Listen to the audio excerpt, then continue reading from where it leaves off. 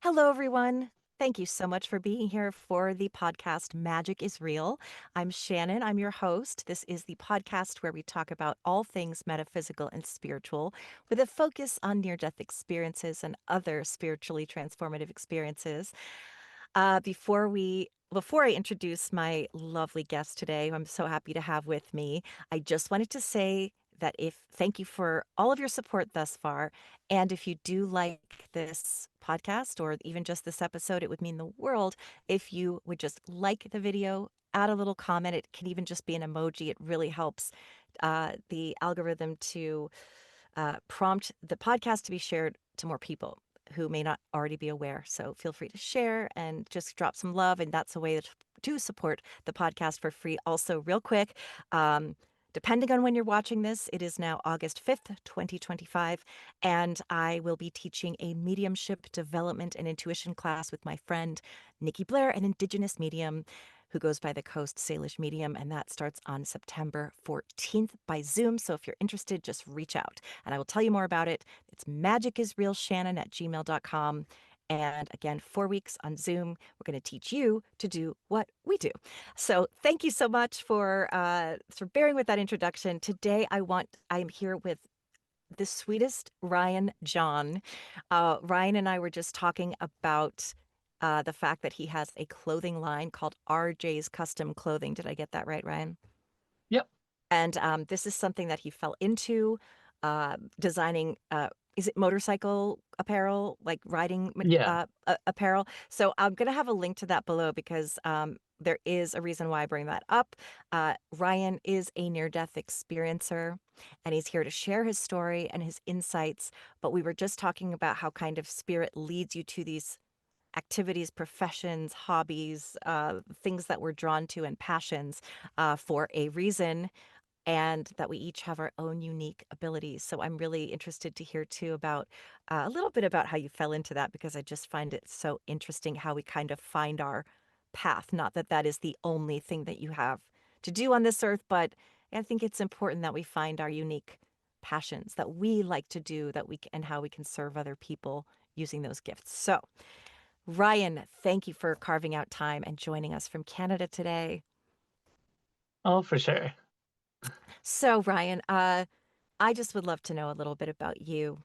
And I know that you're in Canada. I'd love to know about your background in terms of what your spiritual upbringing may have been, whether you were spiritual. I have a feeling you were, but I would love to know more about that. What did you believe in or not believe in? So I could say that I've always been agnostic. So, which is the most truthful thing you can say, and I think most people are agnostic when they really think about it. Yeah, which basically means, like you just don't know. I even with all the experiences I've had through hypnosis, even psychedelics as well. Um, there's always an extra layer to learn. That you never quite reach a point where it's like, okay, I already know it all. Every time I go under like the hypnosis that I do with Holly, I have no idea what it's going to show me. I There's nothing that can really prepare you for it.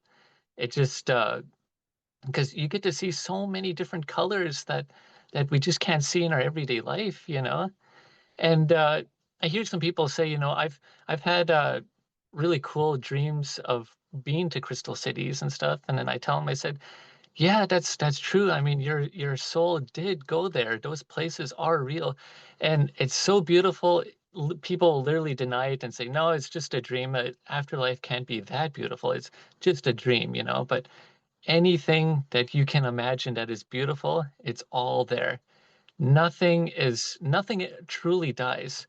On the other side, certain things will spawn into Earth, and then things can go extinct. You can die, and then you go back, and that's how it usually goes. But I want to focus. I hear that you're a psychic as well. So my mother is as well, and I grew up with it for all my life. So as far back as my mother could remember, 6, 7 years old, she knew she had that gift. And it's really nice having a psychic in a family because life is a bit more predictable, so to speak. Yeah, so she knew I was going to get my head injury back in 2020, and she did everything in her power to try to protect me, as any mother would. So uh, she would say, "Don't go over here, don't go over there," and maybe she canceled that bike event you're going to because, Spirit was not telling her that, how it was going to happen, where it was going to happen, or when it was going to happen. But she just had this building up of anxiety, So it was actually on October 13th. She was getting a lot of signs and stuff that something bad was coming her way. Then October 14th, and that's when I got my head injury. Crazy, Wow. right? Like Yeah, poor she mom was, having to worry about it, and yeah, and we'll talk yeah, about like it, but it's interesting how when things are meant to happen, you can't stop them. even if they're bad, like, and that's the Yeah. thing about psychics is that, some people think, oh, well, you can alter the future if you already have this information now. Well, there's some things that are gonna happen regardless, like, and so I remember I was hanging out with her in the living room, and then I used to have really long hair, and she started playing with my hair, and she said, I don't know what would I ever do if you ever got a head injury, like. What would you want me to do if anything like that were to ever happen? And I said, well, don't let me suffer. I said, if I am in a coma, just pull the plug. I just don't let me go through that. So that was locked deep in her mind, like a day before my head injury. I go get stabbed, and then now she sees me at the hospital, and now she's stuck with this decision where it's like, do I tell the doctors to pull the plug so he can go off peacefully as he requested, or should I wait and see if he'll live? Yeah. And then on the eighth day, the doctors were like, we hit a wall with what we can do. There's not a whole lot we can do, but we can do an exploratory surgery. No promises. If anything, it could cause just as much damage as what happened, with my stabbing and stuff. So my mother said, she had this strong feeling to just do it, just say yes. Like her emotions were telling her to let me go peacefully, and then, maybe down the road she would join me afterwards. Like that she had that Yeah. planned out in her head. Or should I risk letting him live, knowing that he's gonna be in the worst pain you can ever Yeah. imagine? So and it was around between 9:30 or 10 o'clock at night, she gets a call, not knowing who it is, but she just knew instinctively that something bad happened to me. And a little background with me, I have no criminal record, not even one speeding ticket in my life. I'm as pure as, as it can be. I don't get myself in trouble. I did good in school and stuff. So the likelihood of me getting hurt is very low. Like I don't get into fights. I don't go to the bar. I don't drink, to go get drunk at a bar or whatever. I just go there, eat food, right? So which is why I was at Boston Pizza to begin with. So her heart was racing before she even answered the phone. And then she was thinking, oh, well, maybe it's maybe a family member because I do have a family member that stays at the hospital at the what's it called? It's similar to like an old folks home basically. So she thought Hmm. that, oh, it's got to be her, like one of my aunties or whatever. So she picks up the phone, and then the nurse says, hello, is this Ryan John's mother?" And then her heart starts racing even more, and she says, "Yes." She says, "I'm sorry to inform you, but your son um, has been brutally injured, like in the head. Like he's not really doing too good right now. We're we're doing what we can to help him, and if you want to see him, just come on down to a hospital and stuff, and like for paperwork or whatever, because they thought doctors thought I was gonna die that night because my head injury was so bad, and so she races down to the hospital, and then the last time she seen me, they were shipping my body onto the Stars helicopter to be shipped to Saskatoon. And so now she's just in a panic. not knowing if I was gonna make it through it or not, you know. So yeah, that was like a really it was a really tough time, and my family has not fully like recovered from that. Some of my family fell for addictions, and I had to help them with that, Oh, and you know, different family members and stuff like that, because they they weren't seeking help, I guess, you know. So, yeah. and I can only do so much, you know. I got my own healing to do here, you know. Like my brains are spilling out of my head here, you know. Yeah. So you have to heal. Well, let's whatever you're comfortable sharing about how you ended up in this position, go ahead and share whatever you like. Oh, for sure, yeah. Yeah, and this is all going to be in my book as well, and I'm going to be Okay. putting a Oh, I lot love more. I'm so glad you're writing Yeah. it. Good. Have you heard of Audible? Of course I have. I listen to it all the time. Yeah, so when I write my book, I'm going to narrate my story Excellent. to put uh to make it as feel as real as can be, to put Yeah. emotion behind it, to see Yeah. and well, you know, what I went through and stuff and how I overcame it and stuff like that. Yeah, so it's going to be on there, and I'm Great. still it's still like in the works right now. It's been 5 years, and I Yeah, was yeah, it just it it takes takes a bit time. of time, you know. I'm Yeah. writing a book too, and I know, and I'm also a voice actor, and I always appreciate when the author actually reads their own book. You know, if they're telling a personal story, I think it's the best way to go. So Yeah, very and my happy you're mother's doing going to planning be to do it that way. yeah, my mother's going to be in on it too. So there's going to be dialogue between me and my mother when she was at the hospital helping me out. And because she was the only person that was able to get access to my room, because during COVID the restrictions were so bad that you couldn't visit your family members even if they were dying, you know. Right. So my Oh, mother went that's rough. head to head with what's that? Oh, that's just so hard. Oh yeah. Yeah. Yeah, so my mother had to go head to head with the hospital and stuff, and she was like, "Look, if you're not gonna let me help you out here, I'm just gonna take my son out of there, and I'll take care of him, you know." So the nurses were really sleep deprived and stuff, and so she's like, "Look, I can help you out. You know, I can stay up all night, watch him so he doesn't sleep on the left side of his head and cause more brain damage, you know." So she did that and stuff, and um, at she was getting like 3 to 4 hours of sleep a night, you know, like, and and it was getting so bad that I thought she was hallucinating. She was seeing these orbs floating around my head, and I would feel movement in the inside of my head, and I felt less pain over time. And I knew something was happening. Something was moving, you know. I just didn't know what, you know. I'm still like we're one kind of opposite thing we had is that, you know, my mother say, "Oh, you're so left-brained and scientific and stuff," and I wasn't as spiritual, I guess. And it's kind of ironic that I got a head injury on the left side of my hemisphere of my brain and stuff, and then afterwards, that's when I became more of a spiritual person and stuff. And so, you know, at the beginning, I used to kind of doubt my mother with her abilities for a couple of years, you know, and she just kept proving it over and over again. And I thought, there's just no way. I mean, how is any of that possible, you know? So I did my own research and stuff like that. And here, everybody has that ability at low levels.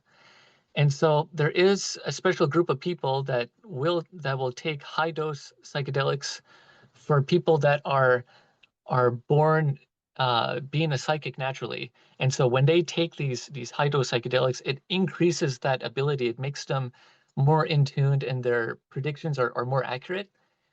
And so the government is aware of this 100%.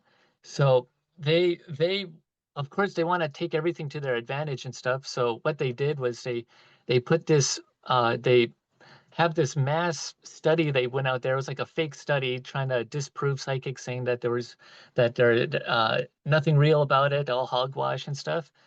But there are a lot of psychics actually that are working for the government. And like I say, the universe supports you unconditionally, both good and evil, and you can use that ability for both good and evil, I think. And so there are people that are well-known psychics, but they are in the government and stuff trying to help them get ahead, basically.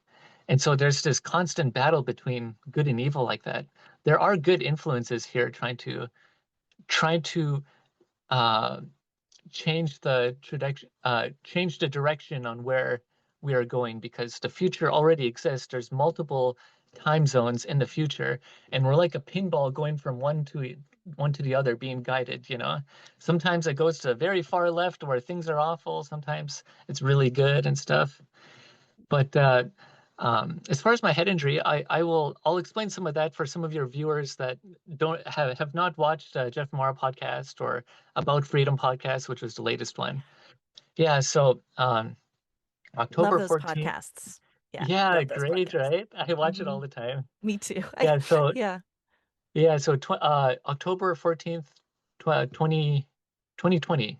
I was 21. Yeah, so um and I was going off to Boston Pizza, and I was ordering a really large pizza from there. This was back when I used to eat a lot more junk food, and so I ordered a large pizza ready to take it home and stuff. And before, oh yeah, actually, let me back up here. Before I left, my mother, I was like, hey, this was before I knew how to cook. So I was kind of bugging my mother saying, hey, you should make some of that chili. That's my favorite, right? I can eat a mountain of that stuff, you know. And she was like, no, it's a little too tired. It's very late and stuff. And I have to get ready for work and stuff. So I said, "Oh, it's no problem. I'll just go to Boston Pizza and pick up something, you know." So then I never came home that night, and she had regret for a long time that she didn't cook that, thinking that that would have prevented It would have all this prevented from it. Yeah. happening. Yeah, but when we both look back on it, I just think I'm glad nothing was ever changed because when people say, "What would you do to what would you do to change the past, you know, to help you?" And I said, no, I can't do nothing. I accept the good and the bad that has happened in the past because it made me who I am today. You know, I've had some um, abusive family members and stuff, and they're really hard on me too. You know, when I was younger, I still had a very supportive mother and supportive family and stuff, but you know, there's always a bad apple in the group. So, and if it wasn't for that, I think I would have been a real softie, you know. So I'm glad that I You went are a through real all. softie. Yeah, yeah. Like I'm good with people and stuff, but when it comes to like dealing with pain and stuff, like I can Mhm. handle it pretty good. Yeah. Like that. That's what I mean. Yeah, Yeah. and Yeah. Yeah. and emotional resilience from from dealing with people in a public, both good and bad. You know, that is why I can't take anything back from the past because it made me who I am today and stuff. You know, and yeah, so then it's almost like everything was happening for a reason, and it was preparing me for this moment to happen. And it hit me by surprise because I would have never have thought in a million years that someone would try to kill me. You know, it's so life just throws a wrench at you, and it kind of depends if you can catch it or dodge it. Yeah, You know? exactly. Yeah, so I was waiting in the lobby and stuff, and my friend Chad, he was the manager at the time at Boston Pizza. So I ordered a pizza. I go sit down there, and I'm minding my own business. I went on my phone for a couple minutes or whatever, just waiting for my pizza. And then there's this person named Trent Fox who was in a gang called West Side Outlaws in North Battleford.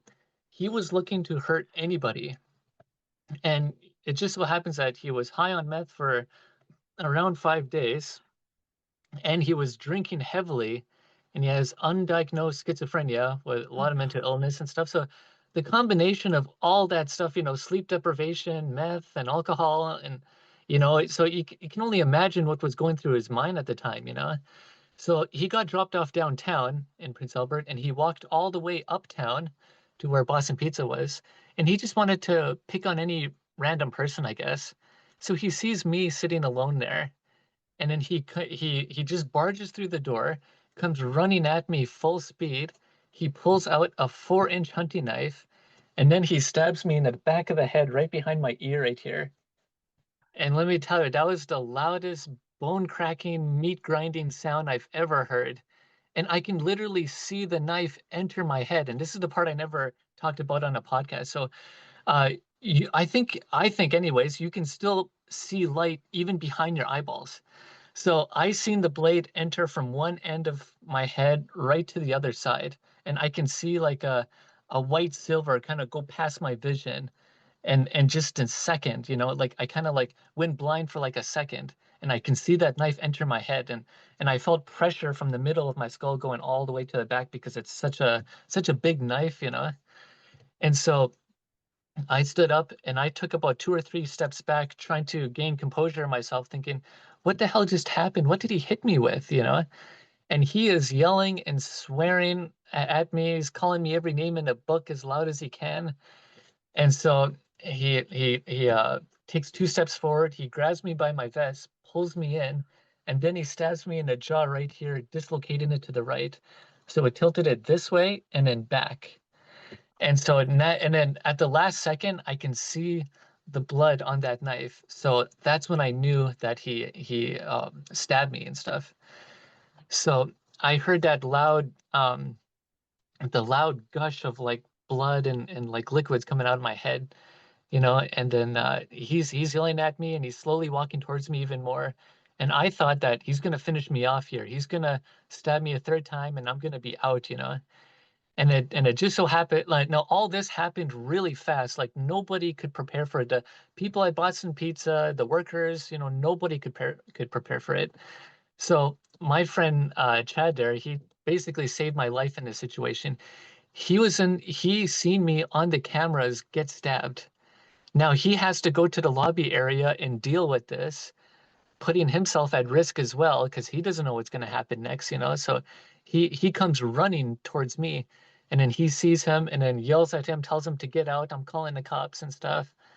And then so he left and he said, I'm fucking Trent Fox and stuff, and he's going off about who he is or whatever. And then he storms off outside, and apparently he goes to the back of um, the employee, the parking lot, and he's for some reason he's trying to like use a knife or something, and he's trying to open the door to try to steal a vehicle.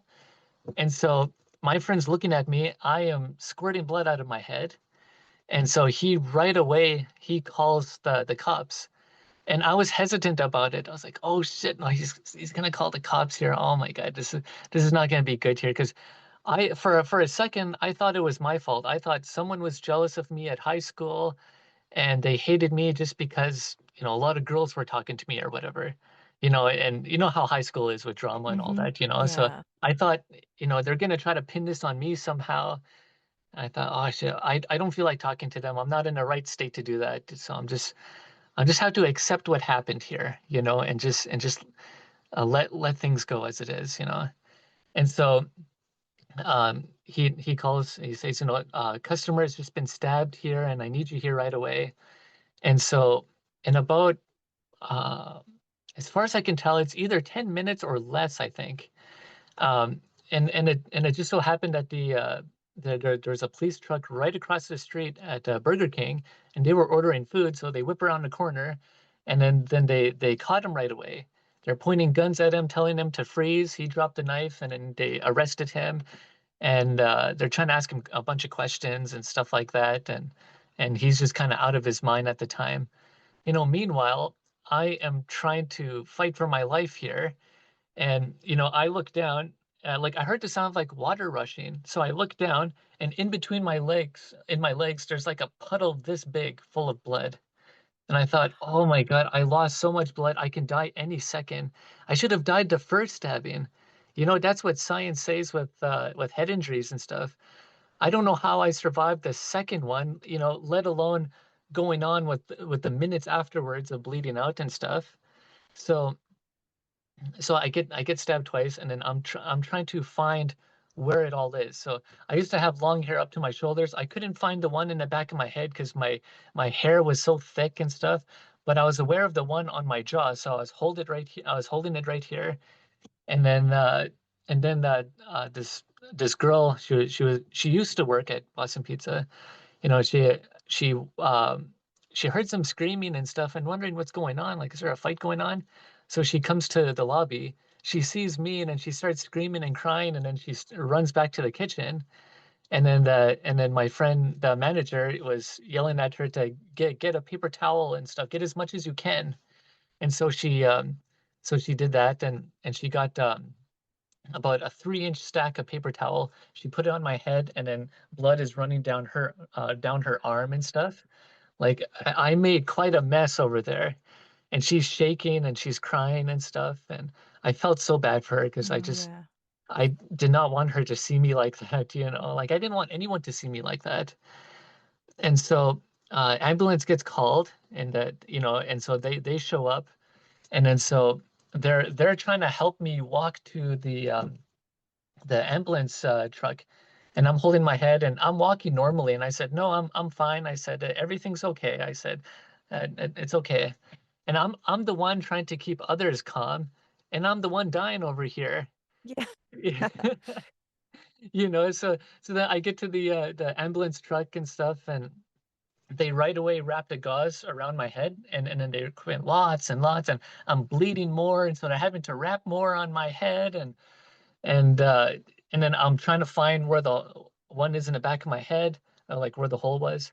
Finally, I found it. I felt this stinging pain that went down my spine, and I thought, oh man, this okay, that's it right there. I gotta put pressure on there. As much as it hurts, I can't let my emotions get the best of me here. I can't just freak out and cry and stuff, because what happens when you freak out? You hyperventilate, you breathe more blood flow, and you bleed out faster. So I right away went into a very deep meditation, and I started focusing on my breath as slow as it can go, in through the nose, out through the mouth. And my heart is beating so hard because the adrenaline, your body knows that it's been hurt.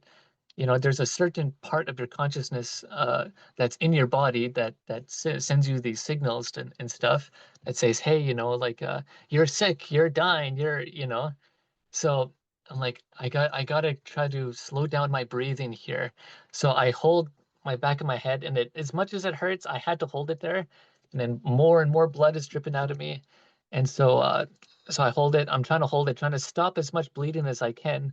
And I can literally feel the bone and my brain lobe. So I had my hand just glued onto that. And then the ambulance truck, they just take off racing fast, and we're going through all the traffic, and I'm swaying left to right, and I'm trying to hold my head and the back of my head and stuff, trying to stop as much bleeding as I can. And it was so chaotic just going through all that.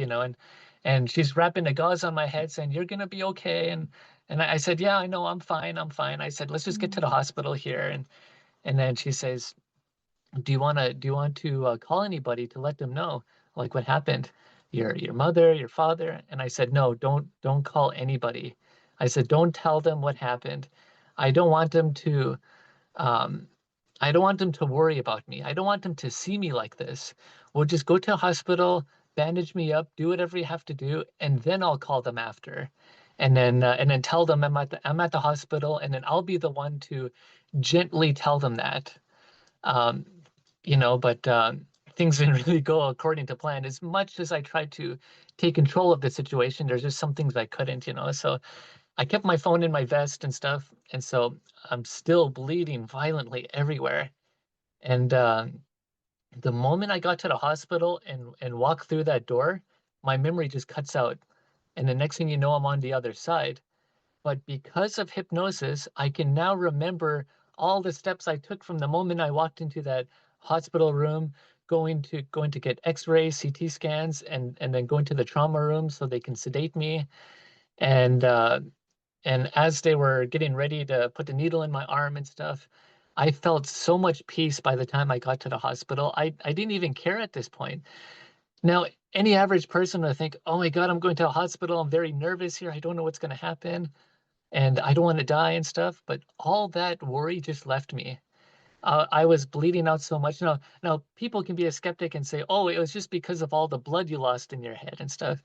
But no, these are the signs that you're going to the other side. When you have that um, unconditional love and peace, you're going. Regardless if you want to or not. So uh, So I felt more and more peaceful. Then all of a sudden, it's like I had this very strong feeling that everything was is going to be okay. Now, in my mind, I'm still doubting that. I'm thinking, no, no, everything is not okay. I'm aware that I am dying here. I got to do everything I can to help out the doctors, give as much information as I can, and just try to go with it. But apparently, the doctors and nurses were saying that I wasn't making sense when I was talking. I was completely gray, and I was just going skinny too, because all the blood leaving my body.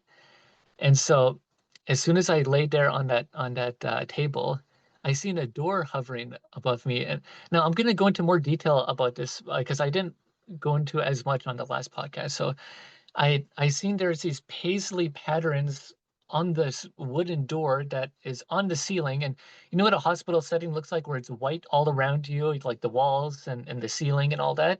So this wooden door was very out of place, and I thought, why is there a door on the ceiling?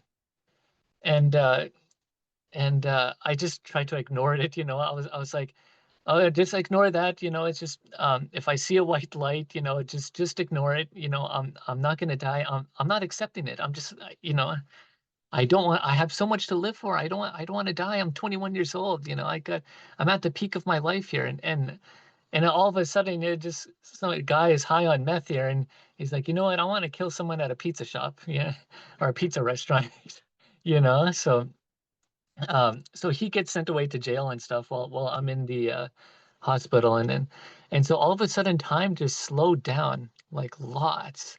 Then in my own time bubble, I guess things were slowing down, but things on the outside of like the this not the surgery table, but the other tables where they have all their tools and stuff. And I noticed that the doctors and nurses were walking or shuffling around, walking around everywhere, and it was going at light speed for me. So I thought, okay, this is it. You know, I can't fight anymore. You know, this I see a door on the roof here. Time is slowing down, and I'm aware of this. You know, I know that this is the end. So I just took one last deep breath, and I thought, here I go. And then the moment I did that, the consciousness inside my body dematerialized. And then about an arm's length away, I would say, about an arm's length away, my consciousness crystallized right above me. And then I can see, you know, my body, I can see the nurses and the doctors are scrambling around everywhere trying to get me ready for my double brain surgery and going through all that stuff, you know. And so as soon as I exhaled, I just knew. And some people, you know, when they have near-death experiences or when they witness somebody die at a hospital, you know when they're just going to take their last breath, and you know that's, you know, they're clocking out after that. So as soon as I hovered above my body, now here's a cool thing I did not share about 4 or 5 rooms down from uh, my room, there was a guy who was dying, and I got to see him die at around the same time when I left my body.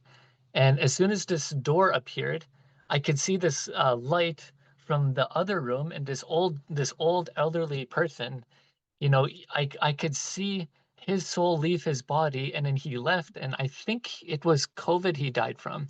I'm not exactly sure. I have to look up on that, but he died of something for sure, and he went to this really beautiful crystal city as soon as he uh, moved on to the other side and stuff. And I can witness that at a distance, and I'm noticing that's 4 or 5 rooms down from me. How am I able to see that? You know, I can see the walls, but everything was becoming kind of holographic in a way. And I had full spherical vision. I could see up, down, left, right, back and forth, and I could see really far distances. And I thought, yep, I'm dead. So, uh, so I hovered more above my body, going higher and higher, and then I noticed that the vibration in my environment was becoming higher. The frequency was getting higher and higher. And then as soon as I popped through, I was right away in what I would call like the waiting room. And this is a common place I enter through hypnosis too. And it's a place where souls go to as well as soon as they die. Because there's so many cool places you can visit. So as soon as you pop through, there's these white self-transforming quantum computer-like structures that are full 360 all around me, and they're at different distances, and it's all holographically um, together, I guess. You can be in two places at the same time in the same space holographically together, but you can see it as clear as day, just like what you see in everyday life here, except everything is all connected like that, you know? And so, and I seen what kind of look like bubbles kind of coming down from this structure that's really hard to describe. But and I noticed that it turned into little portals, and then in this bubble, it had these self-transforming crystal things that are all around the edges of it. And so I seen one that looked like a very colorful, like crystal city. So I thought, cool, I'll check that out. You know, I'm dead now. There's really no going back. I feel like I'm going home. That feeling is so strong, and I'm basically accepted what's happened. So I thought, well, I'm home. I might as well travel. So the first crystal city I popped into, um, first through hypnosis, it kind of looked like Japan and New York put together, but it's really tightly packed cities, but yet there's space for everyone because everything is holographic, if that makes sense. And everything looked just as normal as life here. And they even have traffic lanes and stuff like that. And there's different islands and stuff like that. And so um, I thought, why is there vehicles on the other side? Like people can fly. I'm seeing people fly, but that's just because there's people where they love their car so much, they Yeah. got to see it as soon as they die, or especially those old 1950, 1960 cars, those classic cars. There's a bunch of those there too. So as soon as I came through, I was like, I was actually on this boat first going to this city, and all six of my family members that passed away were there, and they all greeted me. And so you know how when you've had a family member that's passed away and you've never had that last talk with them, that last closure, I guess, to say goodbye before they go, and you start thinking about them after they pass away and stuff, and oh, I wish I could have said this or that to them. I was lucky enough to have that. I got to see each one of my family members, gave each of them a hug, and I didn't have to explain the whole story. Communication is just instantaneous. So you can just have an idea of like, oh, I thought about this when I was a kid, and you were so good to me, and I just want to appreciate that. Instead of saying all that, communication is just instantaneous and telepathic. And so I gave each of them a hug, and they already knew. They already, it was communication is so fast like that. So they took me on a boat, and then I'm going to the city. And then as I'm passing by these really massive floating islands with crystal cities above it, and there's so many different colors that I've never seen before in my life. And it's amazing how blind we are to all these colors. And I wish I can describe it. That's the biggest thing that frustrates me. These cities are so beautiful, and and all these different colors, how they combine together. And so we came to this one city, and then traffic is going by fast, and people are having a good time. And what I learned is that people are still working, but it's not like a 9 to 5 job sitting behind a desk. No, Thank God. yeah, instead, every soul is working on here to help us here because they have family members that they love and stuff. So they're trying their best to influence us here in some way. And when you have that one thought about them, very beautiful thought about, maybe someone that passed away and like, oh, when he was a kid, we used to have such a good time. Like, if you can imagine that, every soul is experiencing that pleasure on the other side. So if you had a kid that died and at 7 years old or whatever, and you think, I wish I could have done this or that with him. Well, he's experiencing it as you're thinking of it on the other side. So the more you can imagine very beautiful memories like that, the more the more experiences that you give to them. So, and on the other side with these cities and stuff, it is so cool the amount of stuff they have. So, there's this one funny thing that happened to me. So nobody takes anything serious, and everyone is so open about how they died. Oh, I died by suicide. I died because this person abused me so much, and he ended up killing me and stuff like that. Everyone is so open about it. And nobody is afraid of death because you're already dead, right? So, Yeah. and everything it's so real that I jumped onto traffic and while this car was going by, just to see what would happen, and this car completely ran me over, and I can feel the bone crushing me and everything. And then I stood back up and I'm not in any pain at all. And then I just burst out laughing. It looks so funny. My body just ragdoll just going across the street. And then all the people on the street were laughing with me. And then the person who ran me over, he stopped.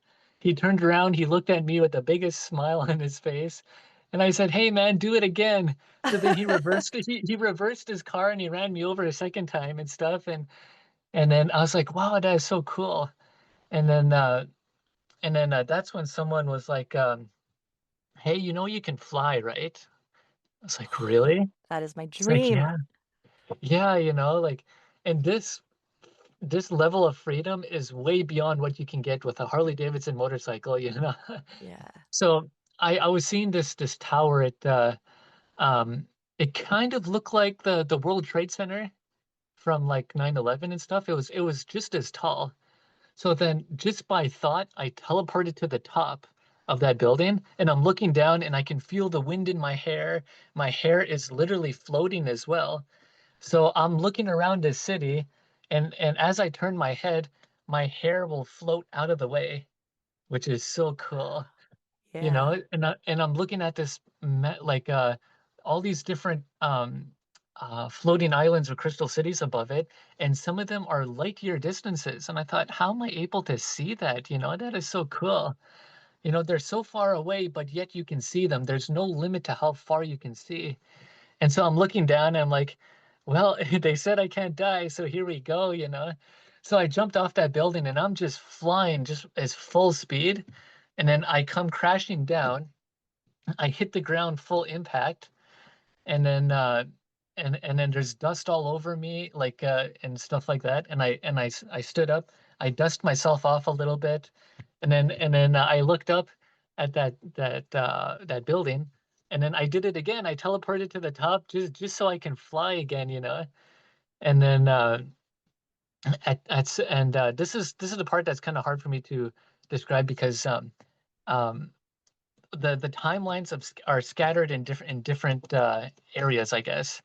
So at some point, I got teleported to this other crystal city because you can look at it at a distance. I thought, hey, that structure's looks really cool or whatever. So I want to go visit it. So, I can float, I can fly, like you can teleport.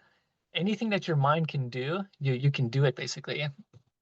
And so, and your family is always with you, like yeah, they can wander off down the street and go to some store, check out whatever, but they never leave you. Like a part of their consciousness is always beside you because consciousness is connected to everything on this other side. And what I learned is that there is no difference between the organic and the artificial. In this place, it merges together, because where do all these materials come from? Like Mhm. um, these crystal technology is nothing new. I mean, you go back to the Bible and stuff, and people talk about crystal cities and stuff like that. So for you to be able to see what's going on, like to be able to see what's going on here, there are crystals inside your computer and there's information stored in there. And I am artificially in your presence, so to speak.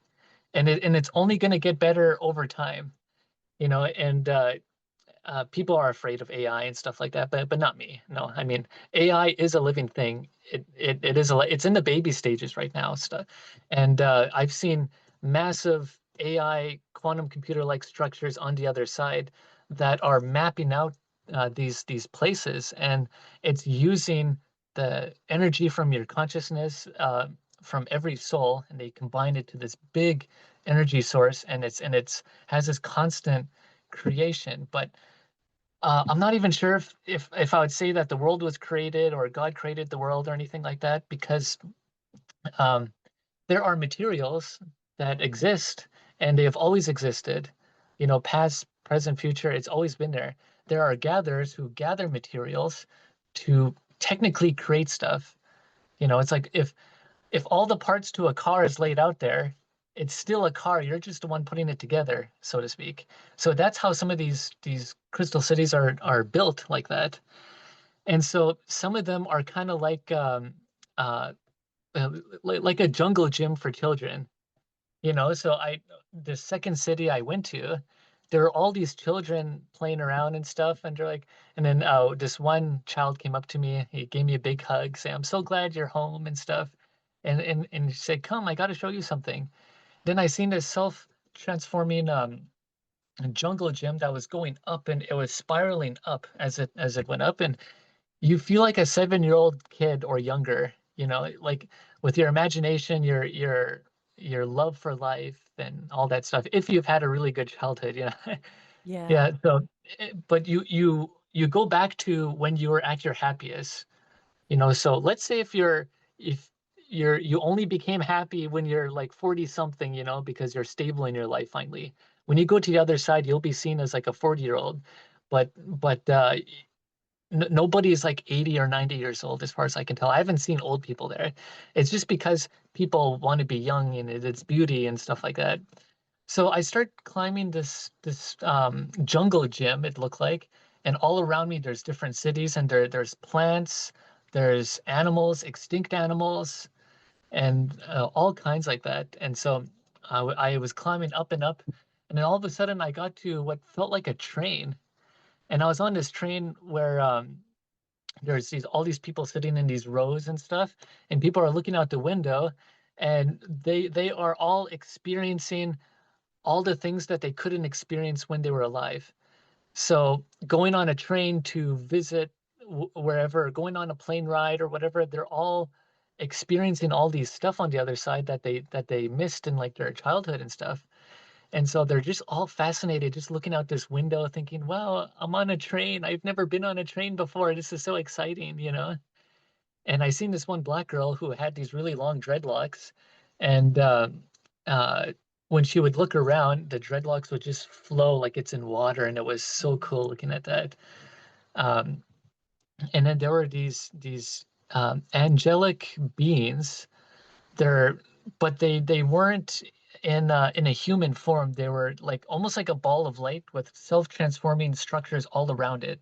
They look like the biblically accurate angels you would see if you were to type it in on Google, like cherubims and all that, where it's got an eye in the middle with chains of eyes and all that. They're kind of like that in a way. And so they're going up and down these rows, and they had this really healing food. Um, and part of it is to heal from the past traumas, and part of it is to experience all the foods that you didn't get to experience when you were alive.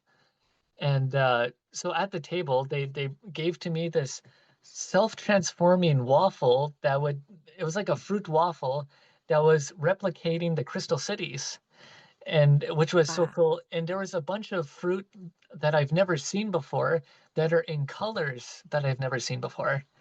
And every time you would eat it, like when you eat it, the whole thing would be gone instantly, and you can feel the fullness in your stomach and stuff like that. You can still eat on the other side. Now, some people say, well, why is that if you're just a light being? Because food is pleasure. I'm sure you've had a great time eating your favorite food, even if it was junk food.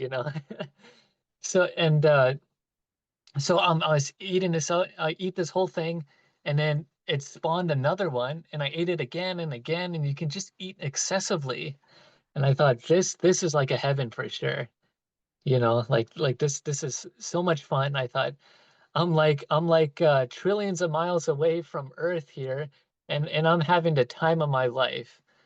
And I in the kitchen, I seen this one being. He had 6 arms, and the other two were like on his rib cage, and he was in the kitchen and he was flipping all this stuff and using all this cool technology and tools and stuff to make the food and stuff. And it's made specifically for each person. You're not just going to dish out the same thing to everyone because everyone's life is different, their trauma is different, their pleasures are different, and so I got to experience a lot of cool like food like that. And then so my uncle was with me, and I was like, yeah, let's continue like looking around here, like I wanted to absorb everything and learn as much as I can. And so I was looking at the door and I just had this pulling feeling. It was like I should go check that out. So I go to it and then my uncle is standing behind me. And then he kind of opens the door and I can feel the wind rushing really fast. And I look down and then there's all these like bodies of water with mountains with crystal cities and all that. And then he was like, "You want to explore that?" And I said, "I don't know, man. This is so high up in the air. Like I had like a fun nervousness, I guess, where it was so high up, it was so real." And so he grabs me by the shoulder and he pushes me off. And then I'm flying and I'm screaming at the top of my lungs, and I feel like a 7-year-old kid that's going down a slide that's too big for him, kind of thing. So I'm screaming and I'm flying, and then in that second, I was able to gain control of whatever it was.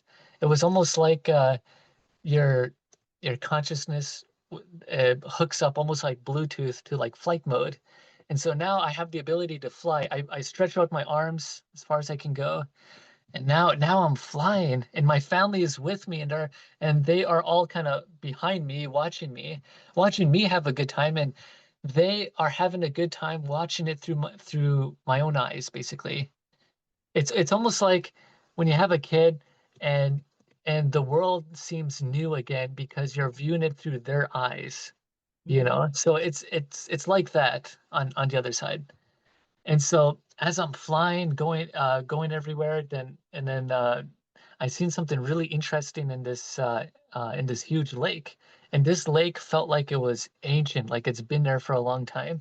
So then I go like a torpedo just right into the water, and I can feel the splash and all that. And there's consciousness in water. It's an energy conductor and a memory bank for humanity, because water is in us, it's all around us and stuff. So I thought, wow, this is cool. I'm in the water. And then all of a sudden, my family wasn't with me. They were out somewhere else. And apparently, this particular part of the experience was for for me to experience alone. And so as I go into this water, I seen a galaxy snake. And I don't know how many light years of a distance this thing is, but it was huge. It had every color you can think of, all kind of woven in together in like a psychedelic kind of paisley pattern all over its body, going from its tail all the way to its head. So then I went swimming towards it, and as I was swimming, I felt like my whole body was being massaged by this loving presence. I would want to say it's God, but I don't know what the hell it is. It has everyone's consciousness in it, and it's very loving, very beautiful, and it's inside everything. So this feeling of this consciousness that is way greater than what I am, it felt like, was just massaging my whole body as I was going towards this snake. And so I grabbed onto the back of its head, and then all of a sudden the scales on its back formed into almost like a saddle with like a little hand grip on there. So I hang on to this thing, and then this thing starts going really fast and it starts slithering throughout space. And as it's doing that, um, space, time, and light and material matter is bending around this thing. And there's a lot of spiritual significance to the snake and what it represents and in different cultures and stuff. I'm still trying to figure out the full meaning on why, I was seeing that.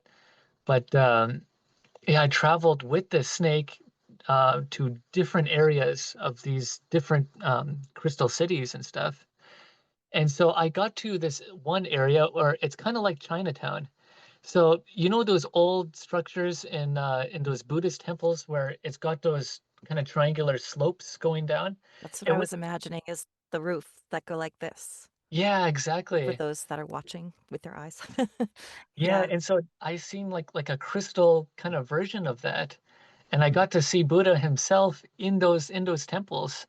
And he was in a really deep meditation and he was creating all kinds of cool stuff. Um, with he was making these um, holographic portals or screens or whatever it is.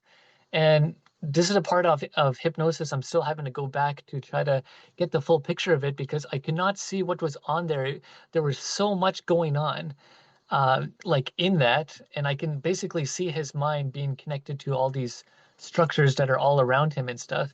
And he's a big fat bald guy too, and just a lot of peace, you know. And there's all these different monks in this town, and nothing is racially segregated. You know, there's people of all races that are in Chinatown as well, in these crystal cities. Um, and I got to see a golden dragon on top of one of these buildings, and I thought that is so cool. Like, I just got off the snake here, and I want to go for another ride. I thought. I don't know what happened between that, between traveling on a snake and going to this next city, because hypnosis reveals parts of it at a time, enough for your mind to handle. But there were times when I gone so deep into it that I seen so many stuff that was really overwhelming. So I hop onto this golden dragon, and it had self-transforming parts that were on it, and it was the most beautiful thing I've seen. And I thought, hey, this is where the mysticism and the legends of dragons where they come from. They actually live on the other side. They're all there. Some of them are really long and skinny, some of them are really big and bulky, and some of them are in colors that I've never seen before. And so I hop on the back of this dragon and it starts flying, and the air was so thick that you could just feel it, but nothing is limiting you at all. So as this dragon was flapping its wings and stuff, I could feel the energy being forced off of its wings and stuff. And and me remembering all this through hypnosis, I thought, how can my mind create any of this? Yeah. I am seeing colors that I can't even describe. So I know that it's not in my head. There's no way it could be. This I'm clearly on the other side because of all the symptoms I'm experiencing. Full spherical vision. I could see holographically inside out of things. I could see light year distances. I have this strong connection of my consciousness being connected to not only people, but the structures and the plants and all the life around me. So I know that these are memories being revealed like over time.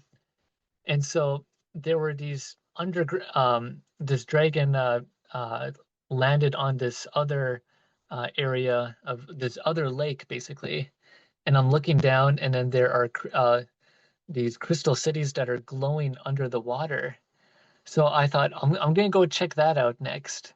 So then I jump off the dragon and I'm swimming down into the water, and the water goes for light year distances. These planets I've been to, I'm pretty sure it's a planet at this point.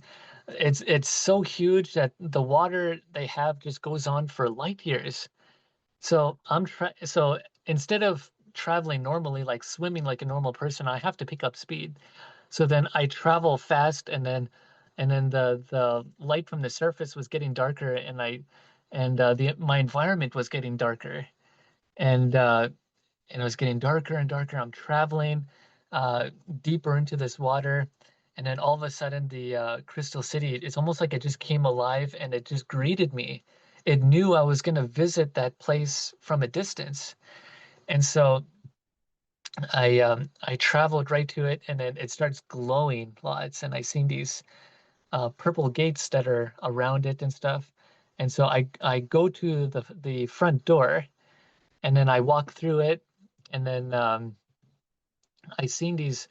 Now this creeps out people when I tell them this. I seen these like these 10-foot insectoid beings, and their heads are about as long as my arm. They're like huge, massive heads and that looked like an ant. And then they had this helmet that looked like it was from like a Magneto from the X-Men. You know that white helmet he has on his head? It was like Mhm. that, but self-transforming crystals that are on it. And I'm surrounded by all these big beings, and I'm looking up at them, and they had the most loving presence you can ever think of. It was like having 1,000 mothers of the best qualities all put together. You know, I'm not discouraging my own mother or anything like that. This is just a feeling that I'm feeling being on this other side. You know, people say, "Well, how do you not want to go back there after experiencing something so beautiful?" I said, "Well, I get to go to that place every month. Plus, I live a very good, simple life, so I don't have the feeling to want to go back there every time.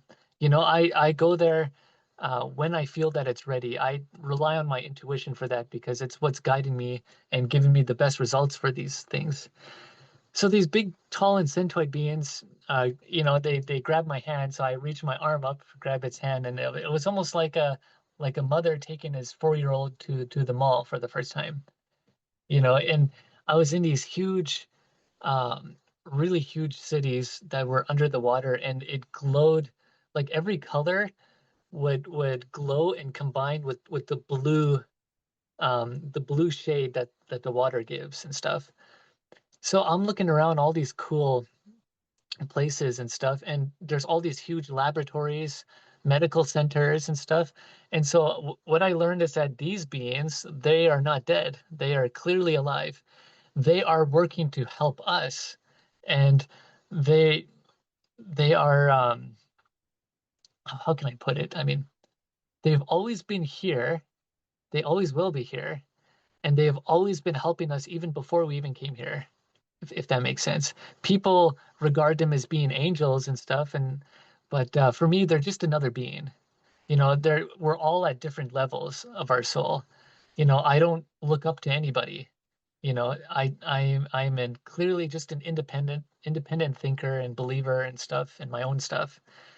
So I'm traveling all these cool laboratories and stuff, and I got to see how there's all these different medicines and stuff.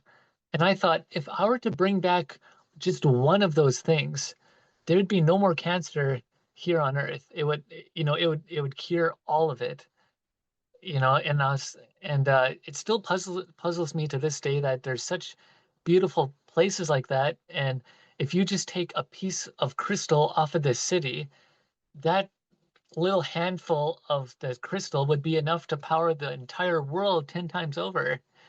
You know, like this is very powerful technology, and I can understand why you have to evolve and be a very peaceful person and have a world peace in order to have access to some of these technologies. And so I got to see these like they had this little cabinet and stuff. And they would open it up, and it had this bin, and there were like galaxies inside of it, and there were medicine cabinets for each galaxy. And I thought, well, why is that? Like why? Like, because I can only conceive of this as like medicine for the human body, and that's it. But apparently, there's other types of medicine that is not for the body. It is for different galaxies, different universes, and stuff like that. Um, although, with what I've learned, you know, like with the universe or God or whatever, it can support you unconditionally, both good and evil. And I still question why, you know, all this evil, you know, exists Yeah. out here. But it's the consequence of creation, I guess. You know, like so, you know, in my book and stuff, I'm going to be telling about what more of these kind of cities are like and stuff, and what does it do to the mind and stuff.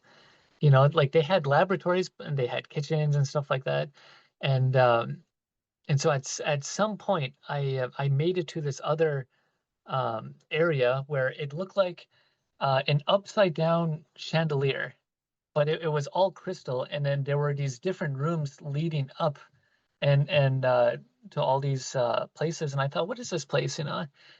So I went to go travel to go, check out what that is. And here I learned it's a really large school. So I start off in the middle of it, and I'm working my way up, going up these you know crystal light staircases that are arching into another room and into another, and they're all connected together. And so I came across this one room where it's almost like a gym, and there's or a stadium, I guess. And there's like hundreds of people all in this on the bleachers or the benches or whatever, and they're all watching these two people, and they have this ball of light, and it's almost like they're playing pong with each other, but instead they're using their mind. And so there's this crystal thing, that's holographic crystal thing screen that's in front of them, and that's the point zone, I guess.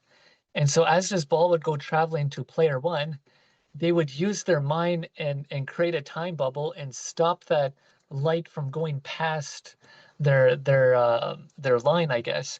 And so this ball is going back and forth slowly, and the other player is having to use their mind to try to concentrate. And then when he would lose concentration, the ball would go through, and then you would hear a score and like ding ding ding ding or whatever, and then the person win, and then the other side would be cheering for them and stuff. And so I went to this other room, and I basically floated to it, this other room. And then I seen there's these same thing, but there were multiple balls of light going at each other. And this is for more of the advanced players who can handle more than one ball of light or whatever that's coming at them. And so I noticed that they're in a really deep meditation, and they're just standing there, and all these different balls are coming at them, and then eventually one would score, and then the whole thing would go off and stuff. And then the third room I visit, it wasn't a ball this time, it was streams of light and information and stuff going at them. And then they had to reflect it and give it right back to them, and whichever one scores. And so that, as far as I can remember, making up to that third room, um, there were other stuff that went on, but I just can't remember it though, because some stuff was so overwhelming that it would blur. It would some areas were blurred, like what you would see in a movie. And I'd say, hey, can I go over there? And these other spirits said, no, you can't go there yet. I said, well, how come? They said, you're not ready for it yet. Your mind has to develop a bit more before you can visit that place. And here I was thinking that I had access to all these places you can think of. But no, apparently when you're on the other side, there are different levels to it. And and depends on how much you evolve, you're gonna go from one to the other and the other. And uh, some people start off in grade one, grade two, grade three, and people say, well, what's the point in reincarnation if you're just going to come back to Earth? Well, at some point, you're going to be sick of being in grade one, and you're going to want to graduate. Most souls that I've seen on the other side, the ones that have had the life review and all that, they have this urge and this desire to want to reincarnate and come back to Earth to learn, and hoping that the circumstances will be a bit more different, because like, okay, I was a man in this life, well, I'm gonna reincarnate and be a woman and see what happens then, and then but then it leads down to something completely different, and there's all these time zones that you can see that it does that and stuff. And so these souls, they see that, and they want to go back every time, knowing that there's so much horror and evil in this world, um, depends on what you focus on, right? So as these souls would graduate from this upside down quantum computer like structure of like a upside down chandelier like city, um, I would see these streams of light going upwards. And as soon as they would graduate, they would teleport to a new area where they would continue to learn. And this other school, I could not comprehend it. It was way too big for me to see. I mean, you had like this was like a level 10 place that even I'm still not ready to see it just yet. The only way I can really describe what this other place looks like from the highest level that I've seen through hypnosis is it's like a it's like an exhibit, it's like a very chaotic exhibition or a carnival going on. There's all these it kind of looks like rides, but they're all squished together, and then it's going really fast, and there are all these colors I haven't seen, and it's a really fast-paced place. And this is for people who have lived for over 1,000 years, through different lifetimes, and some of them, just by their genetics and stuff, they live one lifetime that long. So those ones are naturally more advanced because they had more time to learn about stuff when they were alive, and then they go on to the other side, and then they pick up on the stuff that they have learned. And one thing that I've learned too with the other beings is that there are all kinds of different beings. You know, we're not the only ones that are on the other side. There are different forms of grays, reptilians, Pleiadians, um, and the draconians. They're known as being evil reptilians, those ones. But you know, they're not by nature evil like that. I mean, that would be like saying all humans are evil. That's not true. I mean, there's some good people in this world, you know. And the reason why I was showing this is because we share their DNA. We have their DNA as well, and their spirituality, their soul, and that light that's in you, that it's the same as ours. But they're like a cousin to us. And there's also different humans as well that have gone extinct, like Neanderthals and many others. And then I seen there are future humans as well. There are uh how can I put it? There are how can I put it? So there's humans, and then there's subhuman, and then there's another level that's beyond human, basically. No, there no actually again no. So human, humanoid, subhuman, and then something completely different. You evolve from the human into something completely different. And that's the part I'm still trying to unlock through the hypnosis, because that too was just blurred. And the only thing I could really see was that they're not a light being, and they're not made of physical material like flesh and bone. They're made of something completely different, and I don't know what it is, and that's why it was blurred out in there. And so with my very last session I had, this was probably the toughest one I've had, um, out of all the others. You know, like this one was the most difficult. For some reason, I felt really nauseous and dizzy with this session. And and when I was in this upgraded school, level 10, whatever it is, it was so big, so grand, and the energy it was vibrating at was so strong that my body and my mind could not handle it. And that's why I felt dizzy and nauseous. So I told Hypno Holly, I said, Bring me out." I said, this place is too much for me."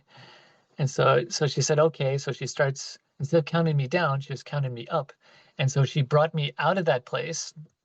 And then I woke up from the hypnosis feeling really um feeling really dizzy and nauseous. Like every time I wake up from the hypnosis, I feel like I'm gonna throw up any second, and my body starts buzzing lots, like very uncomfortable coming back to the body.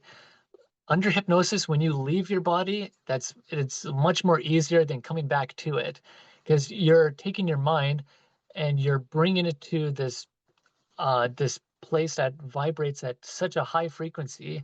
And so when you have to come out of that place and come back to Earth, so to speak, your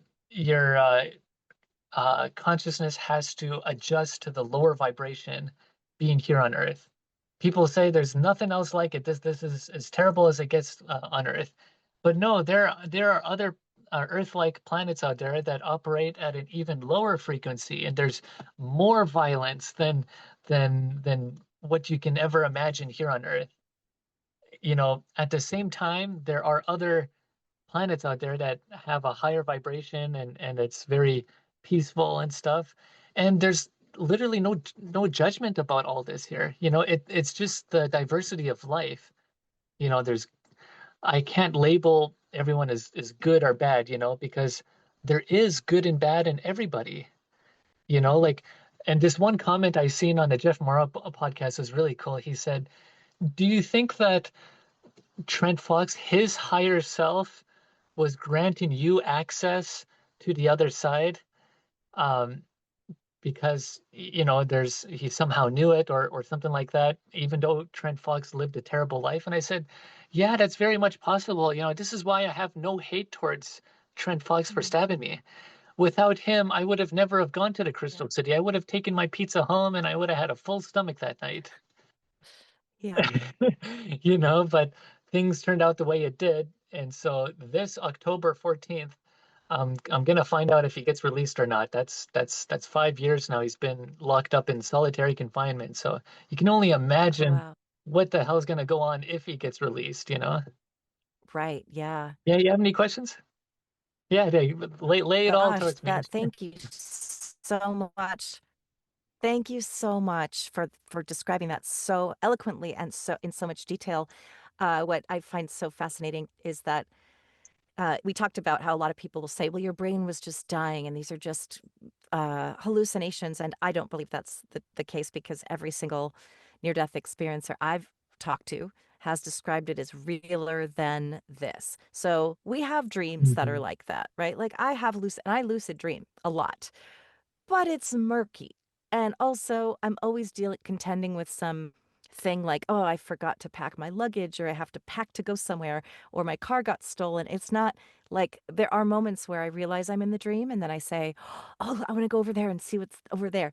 But to you, I imagine that this was so real that it was like, I want to say even more than 3D, like hyper real. Oh yeah.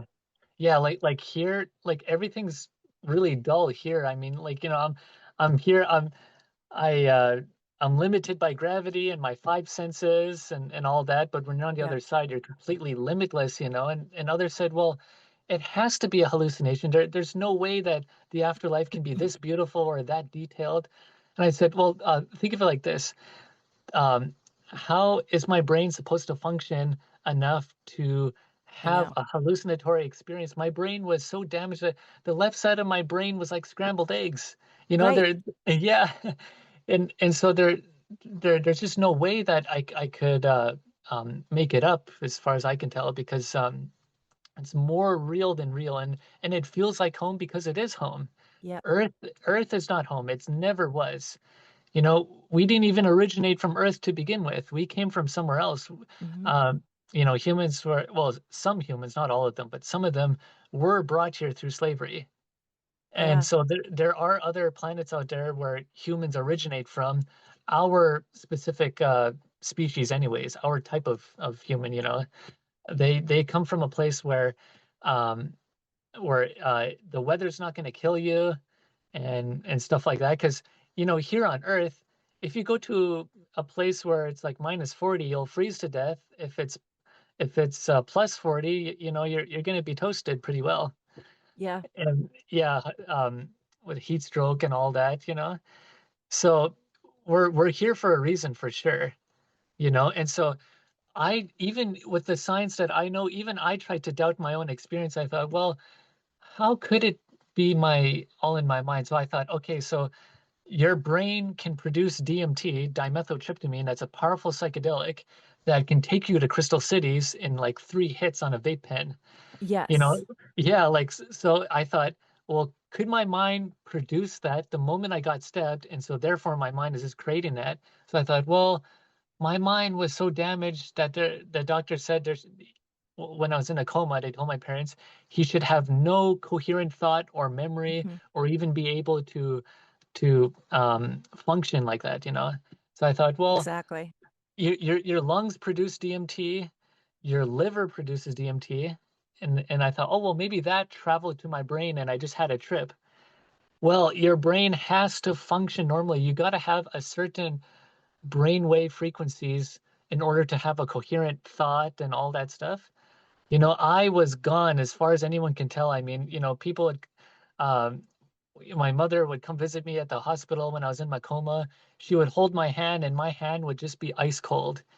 And I have like these 5 tubes in my head that are draining blood and the life support systems all around me and stuff. And so, doctors told my parents that if he wakes up, he will, he will be so severely damaged, like he won't be able to walk and talk and all that stuff if he Right. wakes up, but who knew that 13 days later, I come back to life, I wake up, I'm in room 13, I got an anonymous donation of $1,300 from people I don't know.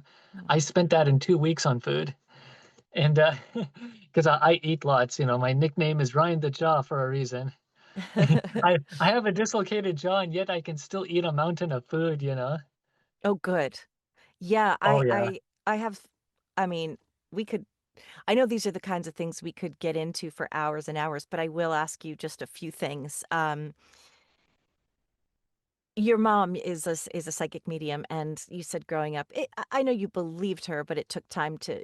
You're exactly like me. I was agnostic my whole life too. My mom would take psychic classes, and I would see things that she would see that I were like, that's really interesting. And I did believe her. And also there were periods of my life as I grew up where I was very atheist, and then I would kind of go back into, well, it's possible. I do believe in ghosts and stuff. Like I, had some experiences. Yeah. So that's what agnosticism is I definitely knew I wasn't religious, but I definitely was open to things. I just didn't know what was real and what was made up. I'm still that way. Even as a psychic medium, I still question if someone says, "Oh, look, it's a ghost in my room," I'm like, "Well, let's first see if rule out anything scientific because it could be, and it could also be a light anomaly." So now that you've had this experience, do you find that your own abilities have heightened? Do you find yourself communicating with the spirit world like we all do, but are you much more aware of it? Do you have sort of premonitions or I don't know, talking to dead people, however you want to call it? Do you have healing abilities that you've noticed? What has changed for you, or what have you become more aware of, I should say? My intuition really increased quite a bit. I got better at sensing if someone has good or bad intentions for me, Mhm. so um and I lost my fear of death Yeah. 100%. Like I wouldn't say I feared it, but I was very curious, like what really happens when it goes on? Like, are the scientists right in saying nothing goes on and you just die or just lights out, or does something really does happen when you die and stuff? But after my experience, I know exactly where I'm going. Yeah. And yeah, and so I'm more in tune with things, I guess. And when I came back from, recovering from all this, I became more of like a very loving person. I take care of my family even more than I did before because I realized that life can be taken from you in an instant and it's so precious, and you got to make as much friends as you can, and grow your family, make it bigger, because that's all you're gonna really take back with you after you die. Like all your material things are gonna be on the other side. You're not losing any of that, so don't base your life on that. You should really base your life on how you treat others and stuff, and how well can you work with other people. Um, how diverse can it get where it's just too much for you to handle? Like I I like people of all colors, from all cultures, from all religions. I'm friends with everyone, because I want to learn about as much as I can. So some religious people, I still poke fun at them. No harm intended, but the people try to tell me I'm going to be going to hell and stuff. I just laugh about it.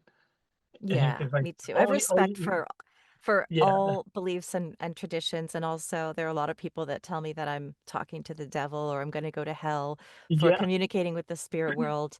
And I respect, I it's we're all on a different path. That's okay. I know what I feel. I know what I believe. I know that spirit that I communicate with is all love, and that the yeah. messages are only healing.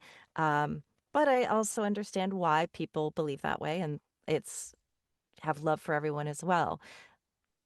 Yeah, so like, um, I don't ever consider myself to be a leader, even though I get labeled as that quite a bit, like by a lot of people. So a leader doesn't tell you what to do. A leader will lead Yeah. by example when he does it himself. So I that's why I tell people, just I'm always hesitant about giving advice or anything because everyone's different, right? So I the way how I've been able to help some people was by leading by example. So a friend of mine, I became really close friends with him. He was on the streets and he was on drugs and stuff. And then I told him about my story. A couple of months later, he turns his life around. Now here Oh, and he came, yeah, like he's got a job, a vehicle, a house. He's got a woman that loves him and a family that loves him and stuff. And he thanks me for it, like all the time. And I just say, no, it's not really me. It's a higher power working through me to get to him. That's how other spirits work on the other side. So I never once told him what to do. I just told him what I did to get off of opioids because he used to shoot it up his arm and stuff. So I was on morphine, hydromorphine, and fentanyl, and we know how addictive that stuff is, right? So I had to fight yeah, each one and to get off of it because I didn't want to come home an addict. So 3 weeks before I got discharged, I became drug free of all that stuff. And with all the pain and suffering I went through, with all that stuff, it was all worth it in the end because I get to see the results afterwards and how it's been able to help a lot of people. Yeah, yeah. so I'm not the type to tell people what to do. I just like this is what I'm doing. This is how it's Mhm. working for me. So if you're interested, you go do your own thing. Yeah, I do. I know leading by example and leading by inspiration is the way to go rather than telling someone what to do. And I wonder, a, do you feel like you have a calling to be a helper or healer or would you rather just do that by being the beautiful person that you are and the inspirational person that I'm telling you you are? I know you're humble and that might make you feel a little embarrassed, but would you rather just sort of live your life just being that kind of person, or do you actually have aspirations to help people more intentionally by doing whatever sessions or spiritual sessions and that kind of thing? Yeah, after my head injury, I was thinking I've seen so much crazy stuff. Some people won't believe me, but that doesn't matter. I'm not trying to prove anything to anybody. So I after my head injury, I thought I have to tell people about this. And I was hesitant about it, which is why, my head injury happened 5 years ago and I wasn't talking about it right away because I had a very private life and I believe that everything happens for a reason and stuff. And so, after this happened, I thought, okay, I got to write this book. I got to put um, Yeah. more detail than what I can put in words. Yeah. I want to put it on paper and I want an illustrator to draw out some of the stuff that I've seen. That's And, cool. and yeah, Yeah, that would make and, it different too. with Audible and stuff. Oh yeah, yeah. I mean, it'll make it in a really interesting print copy if it has beautiful artwork inside of it to sort of attempt to reflect what it is that you experienced. Yeah, so, since I had all this happen to me now, I've become more of a helper, I guess. I thought um, I have this golden opportunity that's been given to me from this head injury, and I can't waste it. While I'm alive, I want to show people, what it's like going to the other side. What does it look like? What does it feel like? And what are you doing when you're on the other side? And so I want to continue to do this and to let this grow as much as I can. And I'm trying to work my way up to this YouTube channel called Next Level Soul. Have you heard of him? Oh, of yes, absolutely. You will. You'll be on Yeah, it. so Yeah. I don't that's think you my have to do much work. You just have to be exactly who you are. So, and it's just timing. All it is timing. yeah, well, what I heard is that, some souls when they come here, they're like, well, what am I supposed to do? And have a loving life, but I feel like I need to do something bigger. And Dolores Cannon, and other people, they say you don't have to. Just you Yes, existing and exactly. you living your life, going out talking to whoever on your time, and the light that you carry with you is what's making the progress and the difference out there. So, like I said earlier, this light works through you and goes outwards, I guess. Absolutely. And Yeah, so that that's why it's such a pleasure to have you here, and I'm so grateful because and I think that I would assume that's why you want to speak on these podcasts because as everyone knows, you don't get paid to do podcasts, but we do it because there's a greater purpose. It's a symbiotic relationship where we are helping to get the word out to people to give them hope, to take out the fear of death, to yeah, hopefully give them some life lessons as we talk about these insights and thought-provoking questions or, "Oh, I never thought of it like that," or, whatever it is that I know it adds value to people's lives because you and we said we listened to all those podcasts, right? That's why I started this one, yeah. um, because to me, it was I was going through a really, really difficult time in my life, and listening to these stories is what brought me well, back, but also into my purpose. But also just hearing them made me feel like, okay, this isn't all there is. This isn't, I'm going through a dark night of the soul, but there's so much more out there. And yes, really difficult stuff happens that we see around the world that are just so hard to see. And at the same time, there's so much beauty here and there's so much value. I mean, what happened to you? You could have said, I'm a victim and I'm sure it is traumatizing regardless of how beautiful the crossing over was. I know that it isn't not traumatic to go through what you went through. That's very, very terrifying to your nervous system. And your ability to forgive is so beautiful to know that this was an arrangement our souls made. This was something we Exactly. collaborated on to have happen as horrifying as it is. And we hopefully can have compassion for the man who's mentally ill, you know, the man who he's suffering in now, especially, um, and to understand that we're kind of working together to have these experiences that may be terrible, may help, may hurt a lot, and may not be pleasant, but they do in some way serve our soul's higher purpose. Oh, yeah, like, every soul is in you as well, like, uh, from Jesus to Hitler, they're both of their souls are in everyone, and that Yeah. means that you have the potential to be any of those people. You could be the best person out there healing people left and right, or you could choose to start another Holocaust, you know? Yes. Yeah, so that's why here on Earth we have the free will to do that.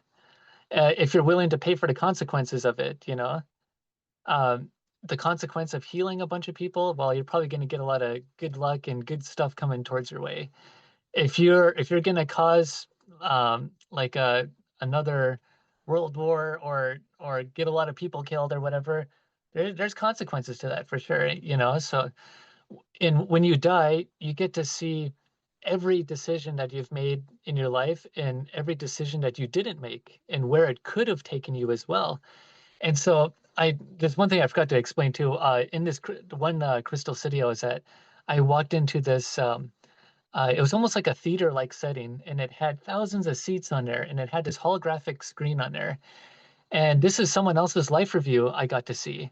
And there was some Hindu guy, not Hindu guy. He was like a guy like from the Middle East. He had like a turban on his head and stuff. So he had a very terrible life, and there's a lot of political violence and stuff. And he died, and he did a lot of bad stuff as well and he's watching himself on the screen.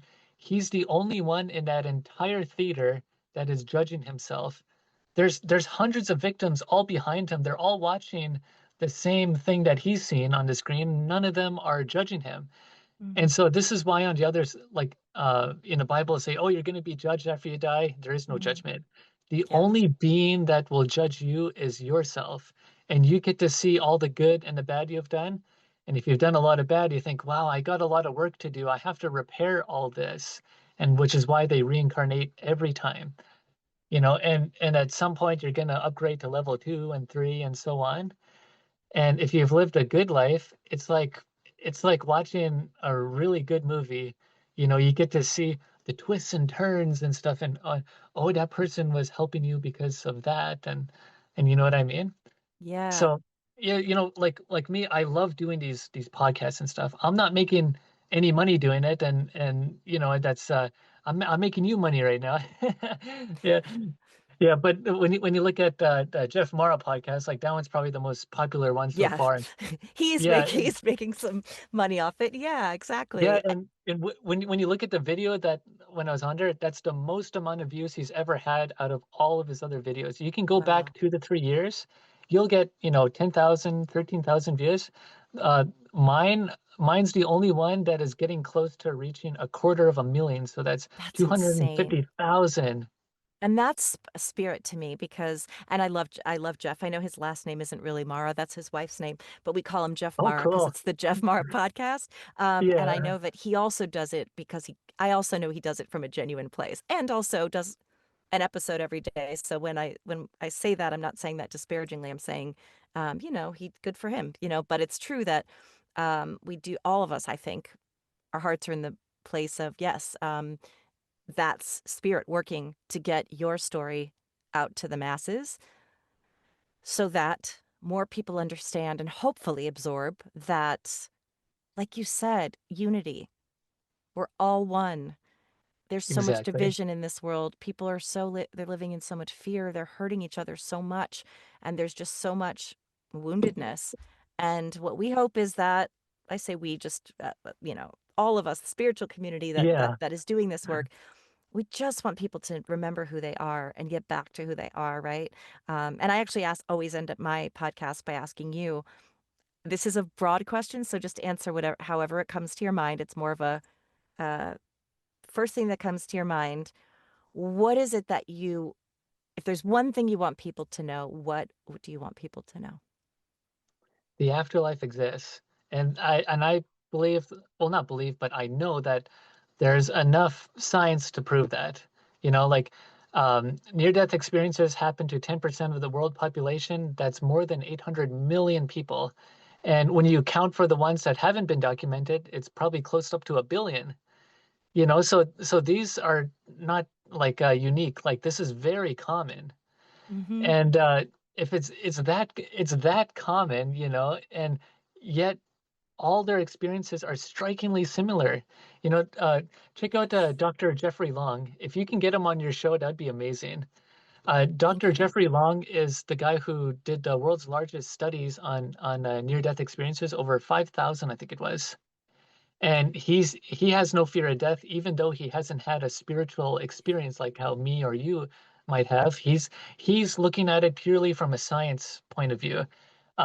Having all these monitors hooked up to you the moment you die, and documenting death and near-death experiences. And now the thing is, it's like, how do you prove it? Yeah. Well, it's an individual experience, like I'm not saying that if you get stabbed twice in the brain, you're gonna experience what I did. You're most Mm-hmm. likely gonna die and not come back. Yeah. The odds of you living through what I did is 0 to none. Like, really, I mean, who else can really survive a 4-inch hunting knife to the brain twice and That's and insane. still and still be able to walk and talk and have memory and all And that? your Like, memory is so vivid too. Thank God. I was thinking, wow, you've really got all your faculties. Like, yeah, when yeah. I first woke up from the coma, my mother was very easy on me. She was like, "Hi, do you still remember who I am?" And I just smiled at her and I said, "Yes, Mom, I still remember who you are." And I gave her a hug, and then she was like Oh. crying for like 5 minutes and stuff. Because she was thinking that when I wake up from my coma, that I'm gonna be a vegetable for the rest of my life or whatever. Yeah. So for her to find out that I'm still me and I'm still here, that just brought the world back to her, brought her life back together. I'm gonna You know, cry. That's so sweet. I thank God. I'm yeah. so glad you're here too. You are so special. And I really, really appreciate your just spending time with me because you enriched my life too. And you're, one of those people that I will always remember. Oh, and no matter what, even though I know we'll be in touch to some degree, it's like I just, you're making an impact and what you're doing is beautiful. And I just thank you for being so willing to talk about it because a lot of people, as you said, they're afraid to. They don't want people to think they're crazy. They don't want the backlash of negative comments. But you know how important it is to share your experience. And who cares? There are people that don't believe in what I do. I don't care. It's not for Me them, too. Yeah. And it's like if you have Yeah. something negative to say, all I think of when people say something negative, like you're going to burn in hell and stop conning people out of their money or whatever, when it's mediumship readings, I think you'll have a life review. Can't wait. Like, I just can't wait for them to have their life review. When they do things that are Yeah. mean-spirited or they leave nasty comments, I'm like, I'm not I just say, "You are welcome to your opinion," and I don't fight with them, but I think, "I can't wait." I'm not saying I want them to die today, I'm just saying, I can't wait till it's their time and they're like, "Oh, no, I was wrong," or "Yay," And you know? yeah, yeah, and when you have that opposite view and stuff, I mean, you're lucky to live in a country that allows that, you Thank know? you. Yes, Yeah, exactly.